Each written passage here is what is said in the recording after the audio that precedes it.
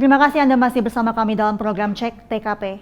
Usai melarikan diri ke berbagai daerah di wilayah Asia Tenggara, Christopher Stefanus Budianto, tersangka penggelapan dan penipuan mobil milik selebrita Jessica Iskandar, berhasil diringkus oleh Ditreskrimum Polda Metro Jaya. Akibat aksi penipuan ini, kerugian yang ditimbulkan mencapai 9,8 miliar rupiah. Yes, Steven, welcome home. Mana uang saya? Balikin uang saya. Balikin uang saya kamu. Balikin mobil-mobil saya, uang saya balikin. Jangan kabur lagi kamu.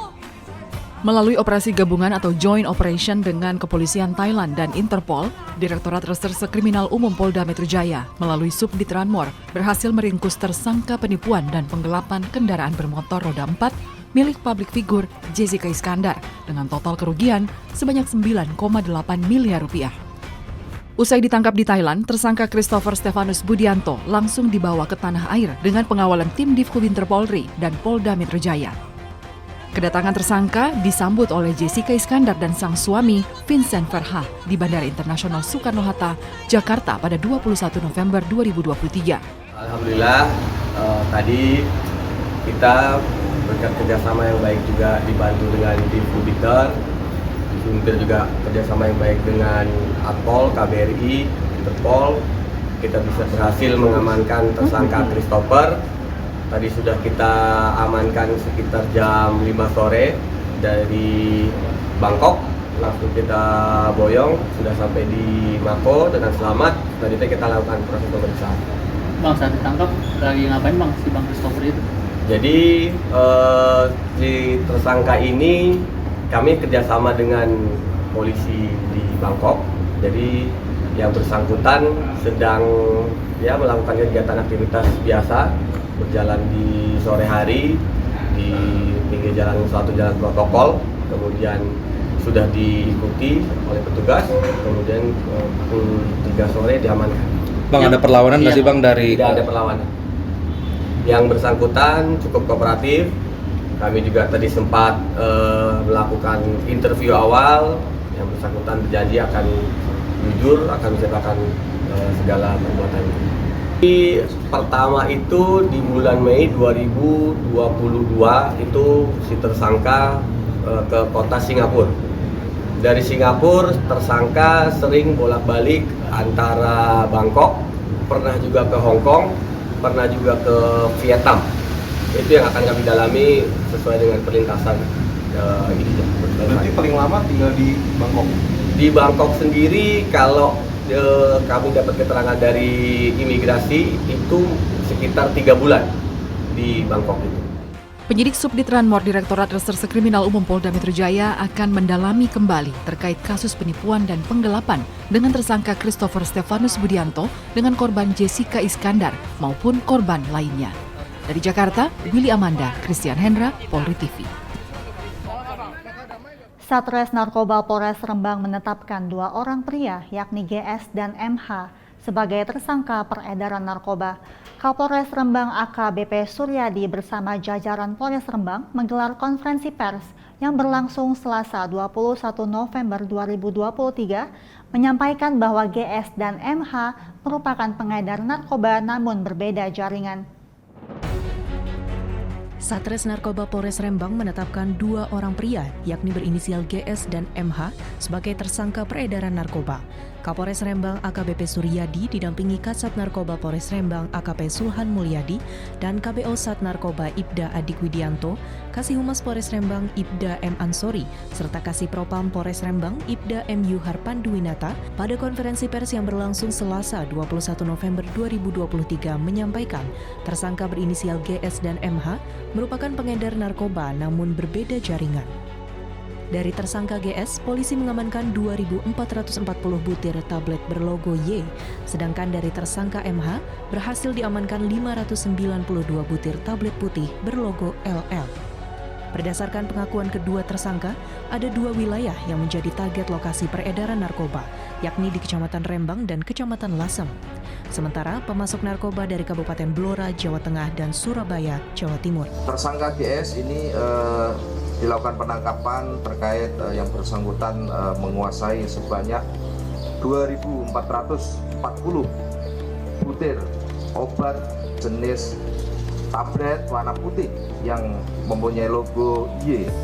Kemudian tersangka MH 27 tahun, warga Soditan, Kecamatan Lasem, Kabupaten Rembang, dan TSK GS yang nomor 1 tadi, warga Kebun Agung, Kecamatan Sulang, Kabupaten Rembang, di mana MH tersangka ini asli Lasem Rembang ini ditangkap dengan barang bukti sebanyak 592 butir obat jenis tablet warna putih berlogo LL. Atas perbuatannya, kedua tersangka dijerat pasal 435 dan pasal 138 ayat 2 dan atau pasal 436 ayat 2 Undang-Undang Republik Indonesia nomor 17 tahun 2023 tentang kesehatan dengan ancaman pidana kurungan penjara 12 tahun dan denda paling banyak 5 miliar rupiah. Tim Humas Polres Rembang melaporkan untuk Polri TV. Polda Sulawesi Utara menetapkan dan menahan 7 orang tersangka dalam kasus bentrok di Bitung, Sulawesi Utara pada Sabtu 25 November 2023. Ketujuh orang tersebut berasal dari 2 ormas yang terlibat dalam bentrok. Kepolisian Daerah Sulawesi Utara menetapkan 7 orang tersangka dalam kasus bentrok antara 2 kelompok di Kota Bitung pada Sabtu 25 November 2023 lalu yang menyebabkan 1 orang tewas. Ketujuh tersangka masing-masing dari 2 tempat kejadian perkara, yakni di Kelurahan Sari Kelapa dan di Jalan Jenderal Sudirman, Kota Bitung. Dari 7 pelaku yang berhasil diamankan, 1 orang pelaku masih di bawah umur, 5 orang diantaranya berinisial FD, GL, BL, Aki, dan LA. Mereka terlibat dalam kejadian di tempat kejadian perkara Jalan Sudirman dengan korban dari ormas adat. Kapolda Sulawesi Utara Irjen Pol Setio Brianto menjelaskan, saat ini kondisi Kota Bitung sudah aman dan terkendali. Kapolda menyampaikan apresiasi kepada semua pihak yang membantu terwujudnya situasi kondusif. Kami tentu sangat berterima kasih yang pertama kepada seluruh masyarakat di Kota Madya Bitung ya, yang telah bersama-sama ikut menjaga, berpartisipasi ya untuk bisa mendukung pelaksanaan tugas baik dari TNI, Polri maupun pemerintah Kota Madya Bitung ya untuk menjaga situasi ini. Tidak hanya masyarakat, termasuk juga para tokoh ya, tokoh adat, tokoh agama dan tokoh masyarakat, dibuktikan bahwa kemarin malam sudah dilakukan pertemuan dan sudah ada komitmen, ada kesepakatan untuk tidak memperpanjang masalah ini dan kemudian mempercayakan proses penyelesaiannya dilakukan secara prosedur hukum. Ya, kemudian juga dari pemerintah Kota Madya Bitung, dalam hal ini Pak Wali Kota juga aktif bersama-sama dengan Kapolres, Dandim, termasuk juga bersama dengan saya melaksanakan kegiatan-kegiatan pendekatan kepada masyarakat, memberikan keyakinan dan kepercayaan kepada masyarakat bahwa situasi di wilayah Bitung ini ya kondusif dan tentunya tanggung jawab kami untuk berusaha menjaga sampai beberapa hari ke depan dan hari-hari seterusnya bisa semakin kondusif, aman, nyaman dan masyarakat bisa beraktivitas dengan baik. Kami juga kepada seluruh masyarakat untuk tidak mudah terpengaruh, tidak terprovokasi dengan akun-akun atau isu-isu yang berkembang itu.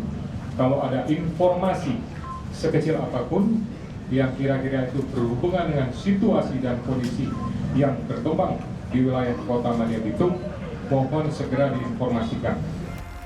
Selain itu, Wali Kota Bitung Maurits Mantiri menyampaikan ucapan terima kasih kepada pihak TNI dan Polri, serta masyarakat yang telah membantu situasi menjadi kondusif dan aktivitas kembali normal. Terima kasih kepada aparat, baik TNI dan Polri, dan serta masyarakat, tokoh agama, tokoh masyarakat yang sudah menciptakan sehingga kondisi di lapangan makin kondusif. Demikian pula kepada teman-teman jurnalis, melalui asosiasi atau ikatan yang kemudian secara bersama-sama juga membantu kami dalam rangka menyiarkan informasi-informasi positif di media mainstream. Demikian keadaan kami di Kota Bitung. Setelah ini kami diperintahkan untuk bersama-sama turun lapangan untuk memberi rasa aman, tenang kepada masyarakat bahwa kondisi yang sesungguhnya real bahwa Wali Kota Bitung telah kembali normal. Sejumlah barang bukti yang ikut diamankan seperti bendera, senjata tajam berbagai jenis, panah weyer, kembang api, balok kayu, baju yang dikenakan pelaku, batu, dan sebagainya. Ketujuh tersangka ditetapkan pasal berbeda. Ada pasal penganiayaan dan ada yang dikenakan pasal pembunuhan. Atas perbuatannya, para tersangka dijerat pasal 170 dan pasal 338 dengan ancaman hukuman penjara 15 tahun. Tim Humas Polda Sulawesi Utara melaporkan untuk Polri TV. Pemirsa tetaplah bersama kami, Cek TKP akan kembali sesaat lagi.